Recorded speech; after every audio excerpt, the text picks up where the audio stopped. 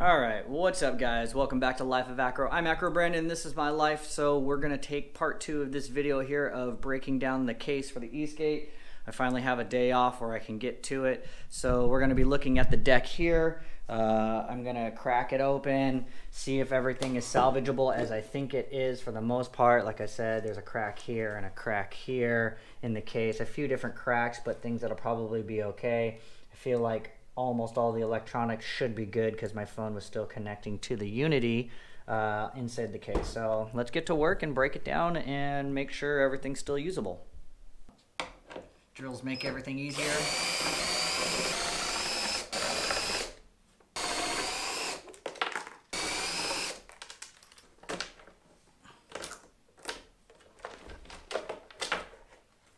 Okay, so let's see what we got here.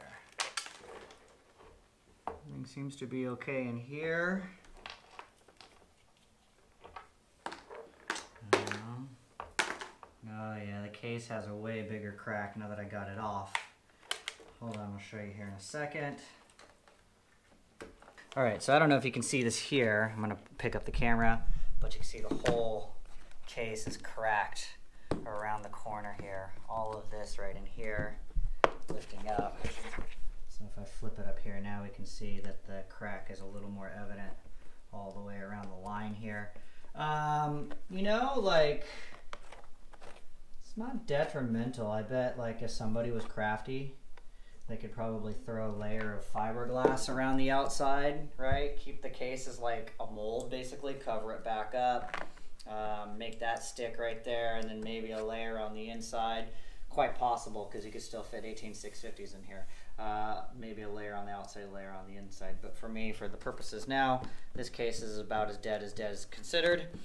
So now that'll just be a storage tray for me. But let's see what we got here with the rest of the components. I don't see any damage here to the battery or right away. I might crack it open because I was going to check my handiwork on this because this was like a pack for science anyways, to see if there's anything crazy on the inside. But I don't think so. The BMS just came unplugged right here, so maybe I can plug that back in.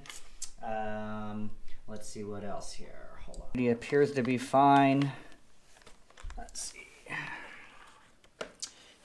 This sensor wire got yanked out of the port itself, probably during the disconnect. But and this sensor wire, the end here is toast. So the wires are still good. I wonder if I could find the other half or find another little 6-pin and maybe I could just slide this right back in there. That would be really cool. My little extensions right here. Phase wires are good. These extensions are okay over here.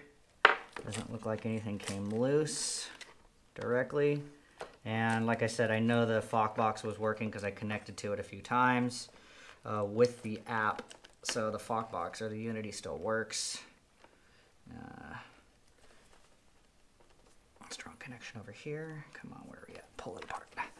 There we go. It's disconnected. So far it looks like everything is in pretty good shape. So I'll use this for another build when I get around to it. But the deck is toast. I'll probably try and pull all of these back out. I glued them in with craft glue. But so far, I mean, that looks good. Battery looks to be in good shape. The receiver was fine. We knew that was a glitch. All the cables are good. I did lose a couple sensor wires here, so those might be dead and toast. But, you know, sensor wires are easy to get. But aside from that, that's good. So what's the rebuilding process? I'm going to order a Hummy deck or a torque board integrated deck. I've got an enclosure coming from Big Ben, and I guess the question is, do I put mountain board trucks or what kind of trucks? And so that's the real issue here, is I could always go back to torque board trucks. I could get their nice precision ones that they just got finished and made that are like 150 bucks or something. They look really nice. I kind of really wanted to try some MBS trucks, but if you're not putting it on a mountain board, it's a real pain in the ass to try and find that like 20-30 degree wedge riser, and the only thing they have out there are like aluminum ones that are like 150 bucks each. This shit's adding up real quick, right? Because the trucks themselves are going to be like 200 bucks, and they need $100 in risers front and back. Like, come on, right? So I don't know, I might just have to keep it cheap, or affordable, I guess is a better word, and go with maybe I'll try the Torque Board, you know, Precision trucks. They look nice. They got a 12mm axle. I'll just have to like swap out the bearings on those 8-inch tires. The tires seem to be in good shape, so I'm going to try and reuse those. And that was the other problem with MBS, and I've got to find motor mounts for them, and I need a long enough mount so that I can run 8-inch tires, and nobody makes mounts for 8-inch tires without it going over the pulley. It's like a pain in the ass. Like, come on, it's a mountain board. Big tires, we need longer mounts. So I don't know, maybe we can get somebody like Boardnamics to machine us an even longer mount. That would be tits, right? Okay, so that's it for this video. Everything looks to be in good shape. Pretty much salvageable for the most part. I got really lucky with that. Obviously lucky that I didn't get hurt and nobody else got hurt.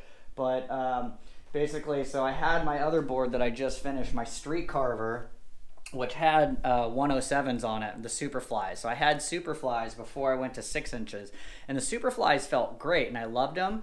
I rode Superflies, I rode Thane with this board for like 2 days. It's not fun anymore. I don't think I enjoy riding Thane. It was cool on like nice smooth roads, but once you get used to riding on 6-inch tires, ooh, look, there's a huge crack in the tire. I'm gonna have to take a look at that. Look at that. You see that? Maybe I ran over something to splice. I wonder how deep that goes. I'm gonna have to look and explore it. But right there.